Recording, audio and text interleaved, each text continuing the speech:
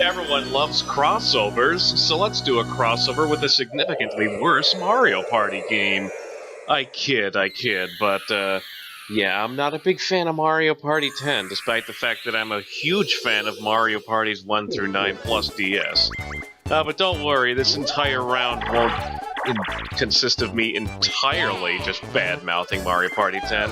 We got ourselves a fairly entertaining custom game board to play on, although I do think this is going to be a pretty short round. I did expand to 20 turns, however, once we get into things, it'll become really obvious that there are no junctions, there are very few decisions to make, and as such, turns will probably go by pretty fast, aside from minigames, of course.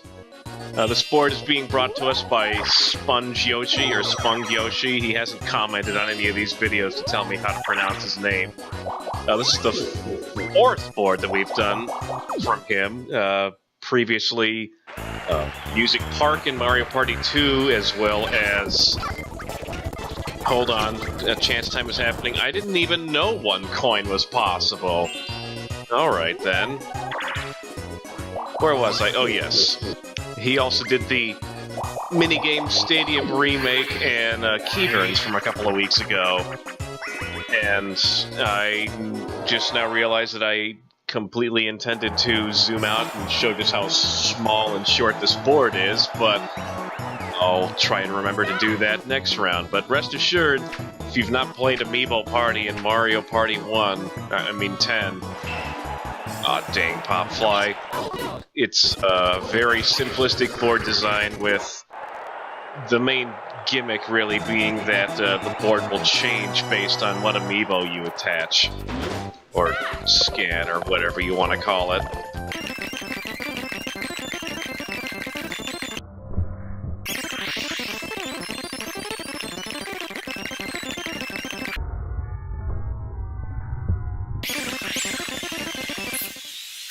Well, that was a crock of crap. I'm playing as Mario because he's the only playable character in Mario Party 3 that I have an amiibo for, but I'm really not sure where I'm supposed to tap this thing. Is it on the computer, the screen, maybe the microphone? No, it's probably definitely not the microphone. As I have seen, well, not the future, but the board design for this board, I can tell you that there are going to be variations of star spaces. Like, there isn't just going to be one.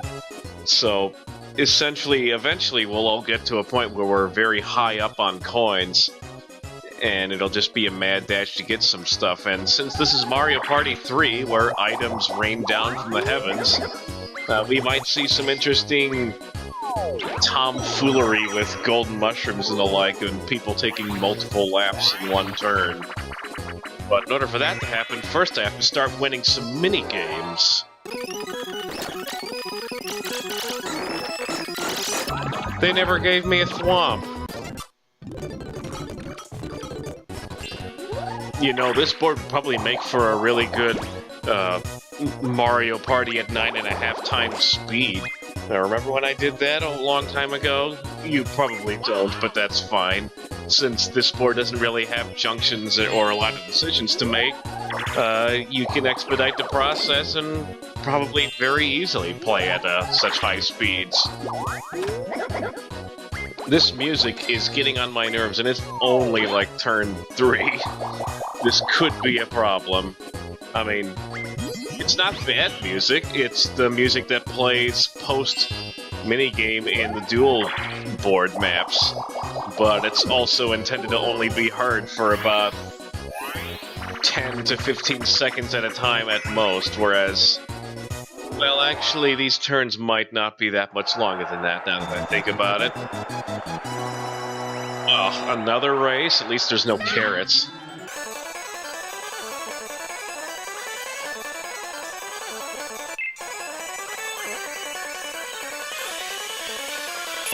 Whew! Losing streak over.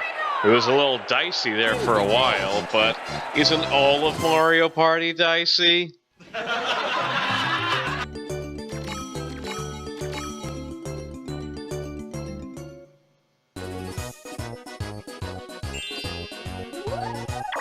One thing I say this board is kind of lacking in is an item shop, just to make things even more ludicrous, because then I totally would just be buying a whole bunch of golden mushrooms, because honestly those are far more powerful than magic lamps on this particular board.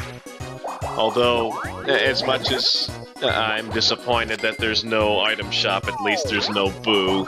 That would throw a particularly large wrench into things. I mean, you can kind of see the spaces under which things used to be, and oh crap. Oh no, I'm giving out a single coin. What's up with you, Yoshi? It does kind of look like they're trying to match things up with what's underneath, but obviously there's no perfect analog. I'm also fairly certain that the board we see here is the one that you get if you scan the Mario Amiibo, I think. Mario Amiibo does come with Mario Party 10, or a certain version of Mario Party 10, so it makes sense that that would be the most commonly seen Amiibo Party board. Now, shush, I have to concentrate. Ugh, third. No, all my money! Maybe there won't be a ton of money going around in this particular game, because it does something that I kind of like, which is, you know... Oh my gosh, seriously, game? That's like the most RNG type loss. Like, what are the odds of it falling exactly where I was? I mean, there probably is something I could have done about it, but that doesn't gonna stop me from complaining about it. What was I saying? Oh yeah, one thing I do really like about this board in comparison to some other boards that I've seen is it omits plain spaces, and by that I mean blue spaces. Mostly blue spaces. Red I wouldn't consider plain, although they're largely ineffectual. But if you have a ton of blue spaces, it means pretty much everyone is gaining currency after every turn, thus everyone tends to have tons of money. And unlike a lot of custom boards I see, this one actually has quite a few happening spaces, so the happening star actually might be pretty hotly contested.